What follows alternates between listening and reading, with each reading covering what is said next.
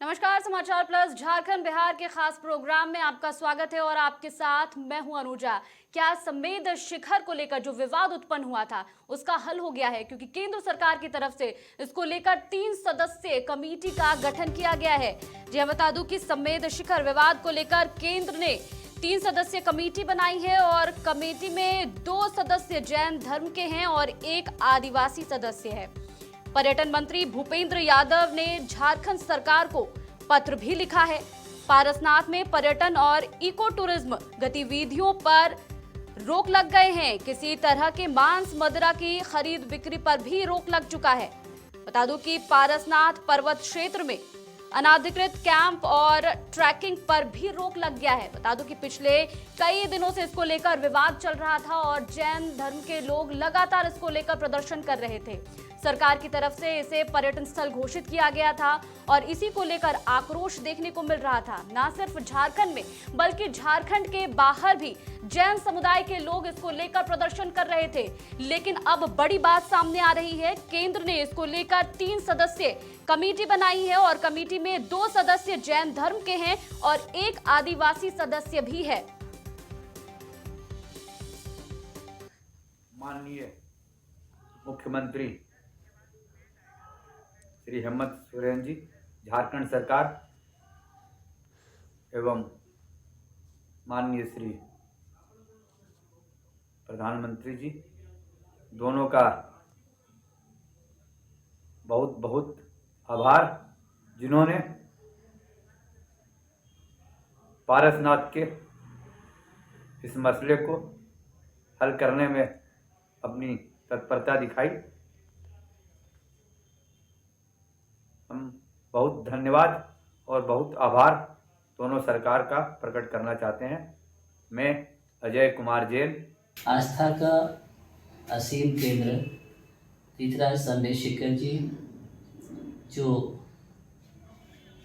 लाखों करोड़ों अनुयायियों का परम आस्था का केंद्र है, वह संवेद शिखर जी निश्चित ही उसका सम्मान और समस्त जैन समाज का सम्मान केंद्र सरकार ने एवं झारखंड राज्य सरकार ने किया और निश्चित ही पर्यटन स्थल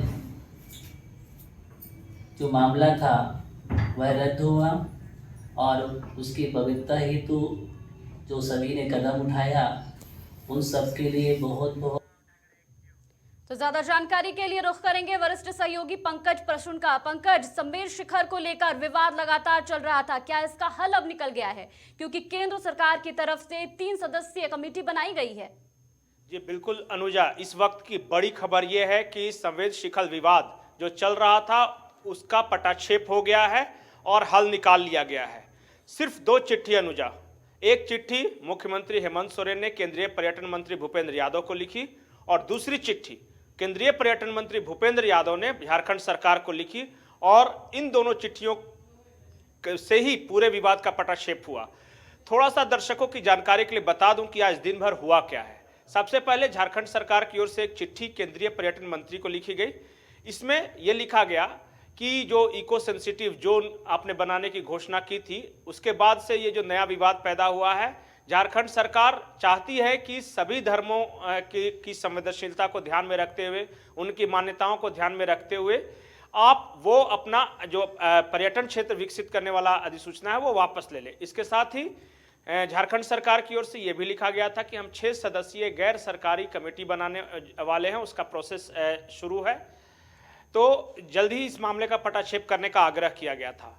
इसके बाद दिल्ली में क्या हुआ कि जैन समुदाय का एक प्रतिनिधिमंडल केंद्रीय पर्यटन मंत्री भूपेंद्र यादव से मिलने पहुंचा और उसी बैठक में यह तय हो गया कि जैन समाज की क्या क्या मांगे उसे नोट डाउन किया गया और एक चिट्ठी जो कि केंद्रीय वन महानिरीक्षक हैं रोहित तिवारी, उन्होंने एल ख्यांगते को लिखा है। झारखंड सरकार के वन जो ये हैं अपर मुख्य सचिव हैं वन पर्यावरण जलवायु परिवर्तन झारखंड के।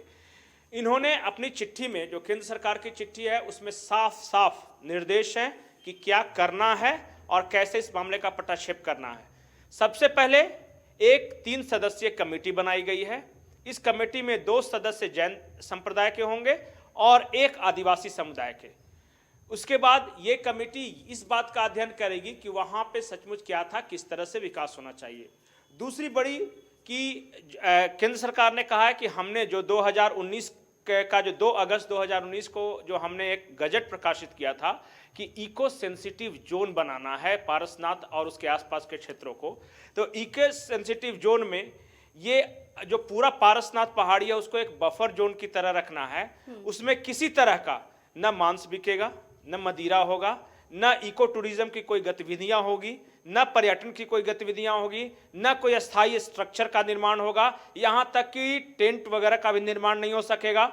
इसके साथ ही ट्रैकिंग वगैरह नहीं किया जा सकेगा, तेज म्यूजिक नहीं बजाया जा सकेगा। ये साफ साफ इंस्ट्रक्शन केंद्र सरकार की ओर से ये भेजे गए हैं। और साथ ही ये कहा गया है कि मांस मदिरा की खरीद बिक्री और उपभोग पे जो पहले से जो रोक चली आ रही है, आप गिरिडीह के डीसी को सख्ती से कहिए कि उसका पालन हो और पूरा पारसनाथ जो पहाड़ी है या अम्बेद शिखर जी है उनकी सेंटिग्रिटी को बरकरार रखा जाए। बिल्कुल, और इसको लेकर मुख्यमंत्री हेमंत सोरेन ने भी ट्वीट किया था पंकज, और उन्होंने कहा कि केंद्र ने गजट प्रकाशित किया है, इसमें उनका कोई निर्णय नहीं है। जी बिल्कुल, मुख्यमंत्री हेमंत सोरेन का स्टैंड साफ था कि केंद्र सरकार ने इको सेंसिटिव जोन बनाने की बात कही थी 2 अगस्त 2019 की जो चिट्ठी थी, जो गजट था उसके अनुसार। अब जब राज्य सरकार के पास ये मामला आया तो राज्य सरकार की ओर से एक शब्द जोड़ा गया जिसे लेकर ये सारा कंफ्यूजन पैदा हुआ, और वो शब्द था पर्यटन प्रक्षेत्र। और इसी से ये कंफ्यूजन हुआ है, क्या उसे पर्यटन क्षेत्र के रूप में विकसित करने की बात कही है राज्य सरकार ने। वो मामला ठंडे बस्ते में चला गया था, ये बिल्कुल नहीं होता। लेकिन इसी दिसंबर में वहाँ कुछ निर्माण होने लगे जो पारसनाथ की पहाड़ियों में, और उसे ही लेकर ये धीरे धीरे ये विवाद शुरू हुआ कि वो अगर इको सेंसिटिव जोन है तो वहाँ क्या स्ट्रक्चर्स इस तरह बनाए जा सकते हैं। और फिर धीरे धीरे आपको पता है कि क्या हुआ, दोनों तरफ समुदाय के लोग, एक और आदिवासी समुदाय है जिनका कहना था कि जो पारसनाथ पहाड़ियाँ हैं वो हमारी है, वहाँ के जो पहले मरांग बुरु का जाहिर स्थान है, उसके बाद जैन समुदाय आया। उसके बाद यहाँ बीच में एक जगह एक घटना हुई थी कि जिसमें एक व्यक्ति शराब पीकर कुछ मांस के टुकड़े वहाँ फेंक दिया, तो जैन समुदाय इसे पवित्र क्षेत्र मानता है।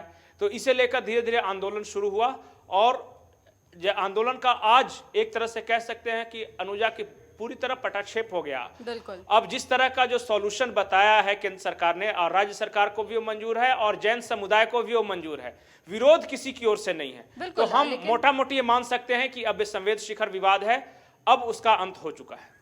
बिल्कुल, और इसको लेकर जो है वो देखने को भी मिला था, प्रदर्शन, मौन प्रदर्शन किया जा रहा था जैन समुदाय की तरफ से। लेकिन सवाल ये है कि पारसनाथ इको सेंसिटिव जोन है या फिर पर्यटन क्षेत्र? अब बिल्कुल यही टेक्निकल सवाल है, क्योंकि हर कोई ये जानना चाहता है कि विवाद का समाधान तो हुआ लेकिन निकला क्या, क्योंकि यहाँ 2 शब्दों पर विवाद था। ये पर्यटन क्षेत्र है, इको सेंसिटिव जोन है, या पवित्र तीर्थ क्षेत्र है।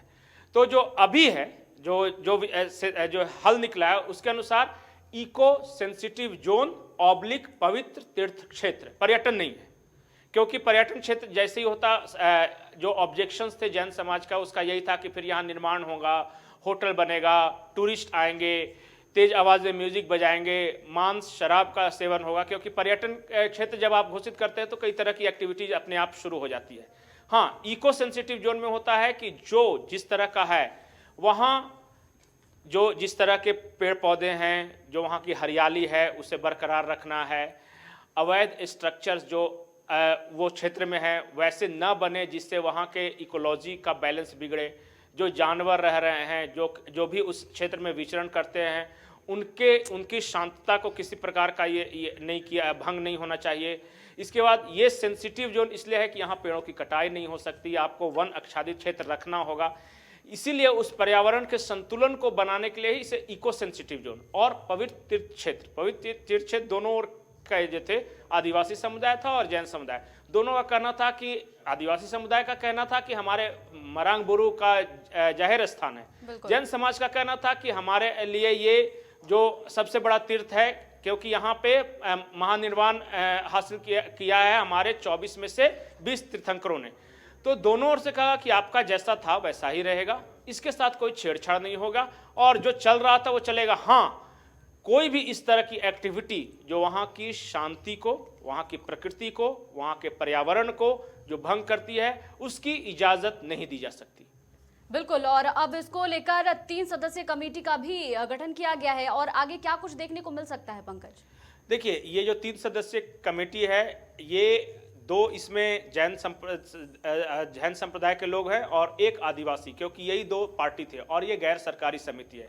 ये आपस में बैठकर उस इलाके में घूमकर वहाँ का सर्वे कर, वहाँ के स्थानीय लोगों से बात कर ये तय करेंगे कि वहाँ अगर विकास होना चाहिए, अगर मान लिया कि क्योंकि टूरिस्ट बहुत बड़ी संख्या में वहाँ आते हैं और जैन धर्म का पवित्र तीर्थ स्थान भी है, तो उनको कैसे सुविधा दी जा सकती है बिना किसी तरह का छेड़छाड़ किए हुए, और लोकल सेंटिमेंट्स का भी ध्यान रखा जाएगा, क्योंकि वहाँ के स्थानीय निवासियों को ऐसा नहीं लगना चाहिए कि उनको किसी भी प्रकार से दरकिनार किया जा रहा है। तो जो भी किसी भी तरह के पक्ष के जो भी ऑब्जेक्शंस थे, उनको ध्यान में रखते हुए 3 सदस्यीय कमेटी एक ड्राफ्ट तैयार करेगी कि अब इस क्षेत्र में आगे क्या किया जा सकता है, और उसी के अनुसार जो सर्वानुमति होगी, हर पक्ष को मंजूर होगा, उसी के अनुसार ये धीरे धीरे, अगर हमें टूरिस्ट की फैसिलिटीज़ बढ़ानी है और ज़्यादा टूरिस्ट कैसे आए, दर्शन करके उनके सुविधा के लिए क्या कुछ किया जा सकता, तो यही सब चीज़ों का अध्ययन करेगी एक कमेटी और इसके बाद अपनी रिपोर्ट सौंपेगी।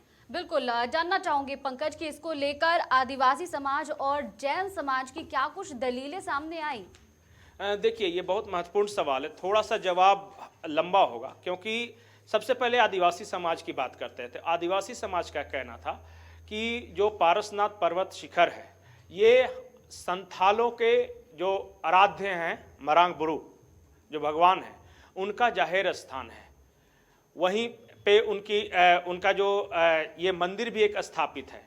वो हवाला देते हैं 1941 में हजारीबाग में जो गजट प्रकाशित हुआ, तो उसमें साफ साफ ये अंकित है कि जो पारसनाथ पहाड़ी क्षेत्र है वो मरांग बुरु का जाहिर स्थान है। इसके बाद ये भी सच्चाई है कि जो पारसनाथ पर्वत क्षेत्र है वो संवेद शिखर जी भी हैं। वहाँ जैन के तीर्थंकर जो होते हैं, जो बड़े उनके संत महात्मा होते हैं, वो अंतिम समय में आते हैं और यहाँ महानिर्वाण की प्राप्ति करते हैं। अब चूँकि 1940-41 जो कालखंड था, जनसंख्या नहीं थी, ये घना जंगल था, वो अंतिम समय में प्राण त्यागने यहाँ पे आते थे। तो यहाँ के लोकल लोगों को भी इसलिए ऑब्जेक्शन नहीं था कि वो शिखर जी पे चले जाते थे, सबसे ऊंचा पर्वत था, और उसकी चोटी पे जाते थे और कुछ दिन तक रहते, धीरे धीरे वो प्राण त्यागते थे। जैन धर्म के अनुसार जो भी जैन तीर्थंकर हैं जो महानिर्वाण प्राप्त करते हैं, उनको जलाया या दफनाया नहीं जाता है, और उनकी मान्यता है कि प्रकृति ने हमें जिस स्वरूप में पैदा किया है, हमें उसी स्वरूप में इस धरती को छोड़कर जाना है। हम इसके साथ किसी प्रकार का छेड़छाड़ नहीं करते। वो कपड़े नहीं पहनते, क्योंकि जिस तरह से हमारा जन्म हुआ है उसी तरह से हमें मृत्यु को प्राप्त होना है। और वो जब अपने प्राण त्यागते थे तो जहाँ तहाँ उनका लाश धीरे धीरे वहाँ के जो जंगली जानवर थे, जो चील कौवे थे, वो खाते, अपने आप धीरे धीरे डिकम्पोज हो जाते थे। और उस इलाके में उस वक्त इंसानों का मूवमेंट भी नहीं था, बिल्कुल सुनसान सा इलाका था। अब जैसे जैसे जनसंख्या बढ़ी और पारसनाथ तीर्थ क्षेत्र का महत्व बढ़ा, तो यहाँ स्थानीय लोगों की भी जनसंख्या बढ़ी और जो पर्यटक आते थे उनकी भी जनसंख्या बढ़ने लगी। अब वहाँ पे थोड़ी सी हलचल हुई, तो उन पर्यटकों की सुविधा के लिए एक मंदिर का निर्माण किया गया। स्थानीय लोगों को लगा कि जो हमारा ये जाहिर स्थान है, यहाँ पे दूसरों का कब्जा नहीं हो जाए, कहीं ऐसा तो नहीं है कि हमारे जो मरांग बुरु हैं उनका जो महत्व है वो कम हो जाए। तो इसी को लेकर एक तरह से बोल सकते हैं कि एक तनाव के हालात थे तो जरूर, लेकिन इस तरह के हालात नहीं थे, क्योंकि दोनों सवाल ये भी है कि क्या ये धार्मिक आस्था से अधिक जमीन कब्जाने को लेकर है? ये बिल्कुल यही सवाल है कि ये जो विवाद हुआ वो वाकई धार्मिक आस्था का विवाद था या पारसनाथ की पहाड़ियों में जो जमीन के कब्जे की लड़ाई है दोनों ओर से, मरांग बुरु जाहिर स्थान और जो जैन जो पर्यटक है या जो ट्रस्ट चलाते हैं वो। क्योंकि ये बात हमें ध्यान में रखना होगा कि हाल के दिनों में, पिछले 8-10 सालों की बात करें तो पारसनाथ के पहाड़ी की जो चोटियां हैं उन पे बड़े पैमाने पर स्ट्रक्चर्स का निर्माण किया गया है। एक जो स्थानीय लोग से मैं शख्स से बात कर रहा था, वो बोल रहे थे कुल छोटे बड़े 80 के आसपास वहाँ ऐसे स्ट्रक्चर जिन्हें परमानेंट स्ट्रक्चर कहा जा सकता है, वहाँ लोग दर्शन करने के लिए जाते हैं, देखने के लिए भी जाते हैं, और धीरे धीरे वो प्राण त्यागने की जगह न होकर, महानिर्वाण की जगह न होकर, उसे एक घूमने फिरने का स्थान बना दिया गया। लोग आते हैं, देखते हैं, स्थानीय लोग भी जाते हैं, कुछ रिक्रिएशन भी होता है, तो धीरे धीरे उसका स्वरूप बदल रहा था। और जैसे जैसे ये परमानेंट स्ट्रक्चर का निर्माण हो रहा था, जो आसपास के रहने वाले जो संथाल आदिवासी हैं वो सशंकित हो रहे थे। उन्हें ऐसा लग रहा था कि आज वो भले ही पर्वत की चोटी पे, कल धीरे धीरे फैलते फैलते वो आ रहे हैं। और जैसा बताया जा रहा था कि बफर जोन घोषित किया जाएगा, कहीं ऐसा तो नहीं है कि बफर जोन से हमें बाहर निकाल के फेंक दिया जाएगा।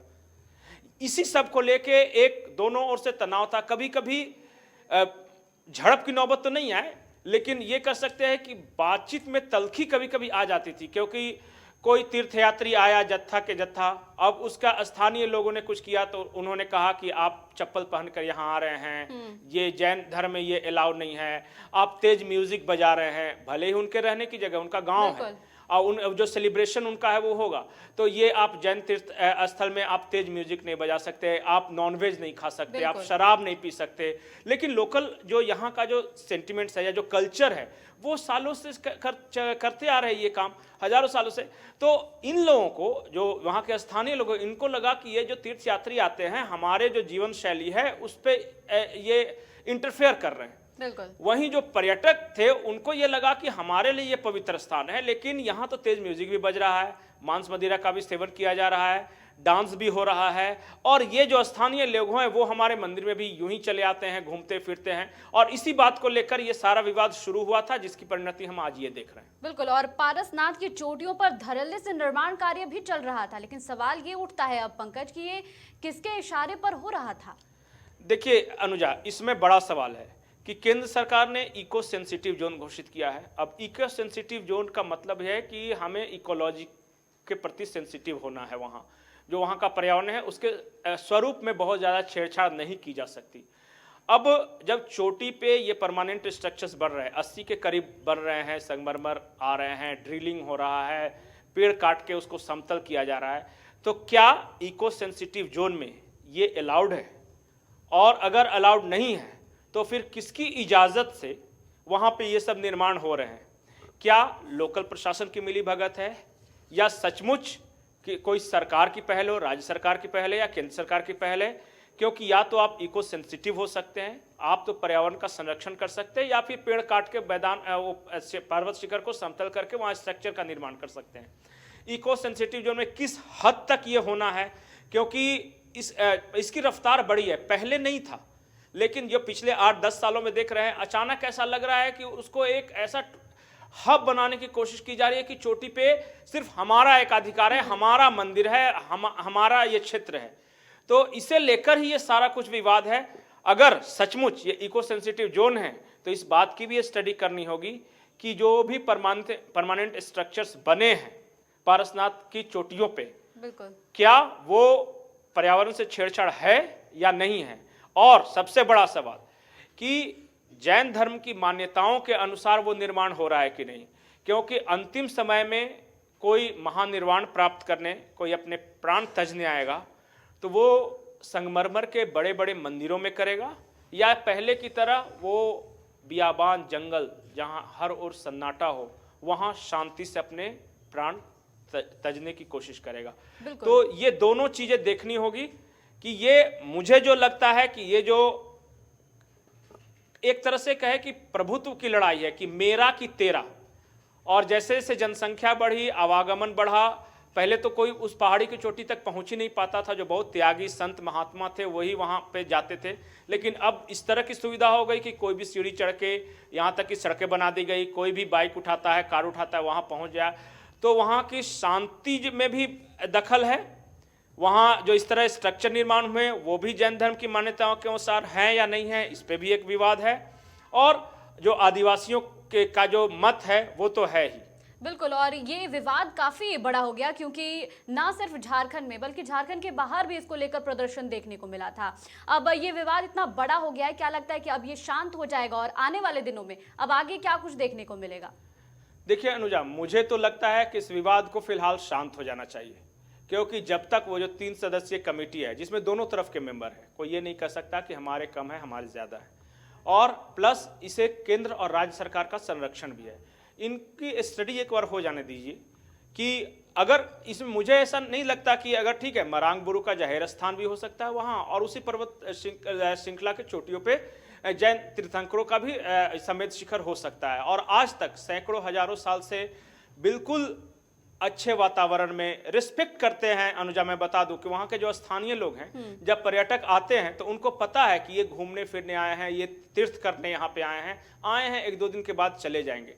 लेकिन ऑब्जेक्शन ये बात है को लेकर है कि यहाँ पे बसना नहीं है, आप आइए जाइए कोई दिक्कत नहीं, लेकिन आप अगर परमानेंट स्ट्रक्चर बना के वहाँ बसेंगे, अगर जमीन पे कब्जा करेंगे और नारे लगाएंगे कि ये शिखर हमारा है, होगा आपका, ये तो जैन धर्म का वो पवित्र क्षेत्र है ही, किसी को इससे ऑब्जेक्शन नहीं है। लेकिन आपके व्यवहार से आप जो जिस तरह कर रहे हैं, स्थानीय लोगों को ये नहीं लगना चाहिए कि कोई कब्जा करने आया है। उन्हें हमेशा ये लगना चाहिए कि ये तीर्थ क्षेत्र है, भक्ति भाव से लोग आए हैं घूम और दर्शन करने आए हैं, दर्शन करके चले जाएंगे। और इकोनॉमी भी उसी से चलती है, क्योंकि जैसे ही पारसनाथ जैसे ही स्टेशन से उतरते हैं, वहाँ से 15-20 किलोमीटर के आसपास ये मधुवन क्षेत्र है। कई तरह के वहाँ एक्टिविटीज है। पारसनाथ में लॉजेज हैं, गेस्ट हाउस हैं, होटल्स हैं, वहाँ से लेके ट्रांसपोर्ट के जो फैसिलिटी, ये सब लोकल लोग देखते हैं।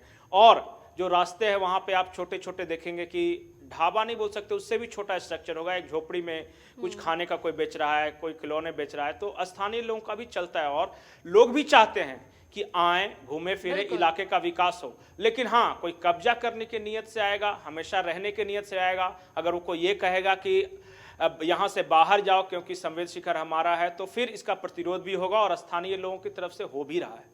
बिल्कुल, बहुत बहुत शुक्रिया पंकज तमाम जानकारियों के लिए। तो ये विवाद लगता है कि अब धीरे धीरे शांत हो जाएगा, क्योंकि इसको लेकर जो है बड़ी बात सामने आई है। केंद्र ने इसको लेकर 3 सदस्यीय कमेटी भी बनाई है। हालांकि जब ये विवाद शुरू हुआ तो कई सवाल भी खड़े हो रहे थे, और अब जो सवाल थे वो अभी भी जारी है, लेकिन कह सकते हैं कि इस विवाद का अब हल जरूर निकल सकता है। तो मेरे साथ फिलहाल इतना ही। देश और दुनिया की तमाम खबरों के लिए देखते रहिए समाचार प्लस झारखंड बिहार। नमस्कार।